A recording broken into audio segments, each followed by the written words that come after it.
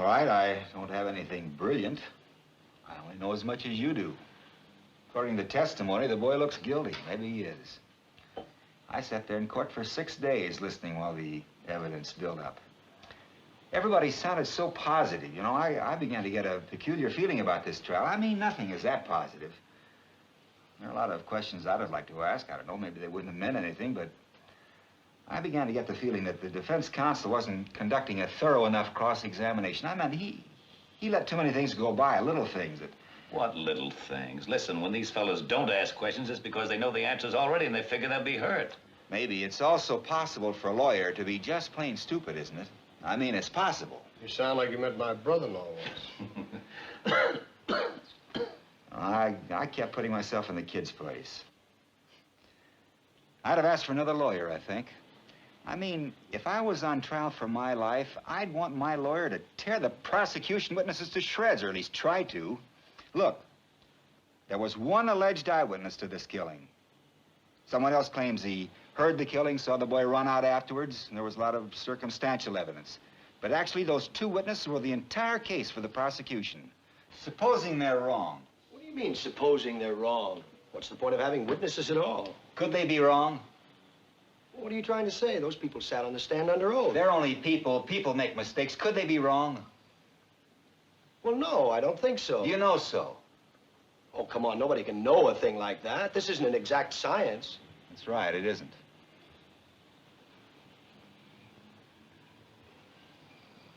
Okay, let's get to the point. What about the switch knife they found in the old man's chest? Wait a minute. There's some people who haven't talked yet. Shouldn't we go in order? They'll get a chance to talk. Just be quiet a second, will you? Well, what about it?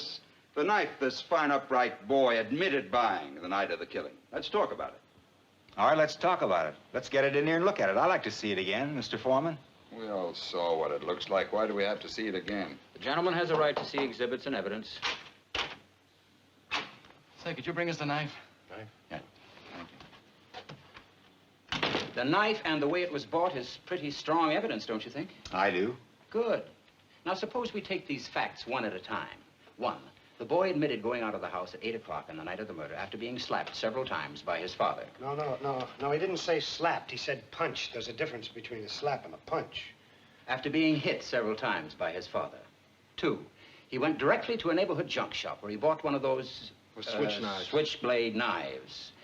This wasn't what you'd call an ordinary knife. It had a very unusual carved handle and blade. The storekeeper who sold it to him said it was the only one of its kind he had ever had in stock. Three, he met some friends of his in front of a tavern about 8:45. Am I right so far? Yes, you are. You bet he is. He talked with his friends for about an hour, leaving them at 9:45. During this time, they saw the switch knife. Four, they identified the death weapon in court as that very same knife. Five, he arrived home at about 10 o'clock. Now, this is where the stories offered by the state and the boy begin to diverge slightly. He claims that he went to a movie at about 11:30, returning home at 3:10 to find his father dead and himself arrested. He also claims that the two detectives arrested him and threw him down a half a flight of stairs. Now, what happened to the switch knife? He claims that it fell through a hole in his pocket on the way to the movie sometime between 11:30 and 3:10, and that he never saw it again. Now, there is the tale, gentlemen. I think it's quite clear that the boy never went to the movies that night. No one in the house saw him go out at 11:30. No one at the theater identified him. He couldn't even remember the names of the pictures he saw. What actually happened is this. The boy stayed home, had another fight with his father, stabbed him to death, and left the house at 10 minutes after 12. He even remembered to wipe the knife clean of fingerprints. Now, are you trying to tell me that this knife really fell through a hole in the boy's pocket? Someone picked it up off the street, went to the boy's house, and stabbed his father with it just to test its sharpness? No, I'm just saying it's possible the boy lost his knife and that somebody else stabbed his father with a similar knife. It's just possible. Take a look at this knife. It's a very unusual knife. I've never seen one like it. Neither had the storekeeper who sold it to the boy. Aren't you asking us to accept a pretty incredible coincidence? I'm just saying a coincidence is possible. And I say it's not possible.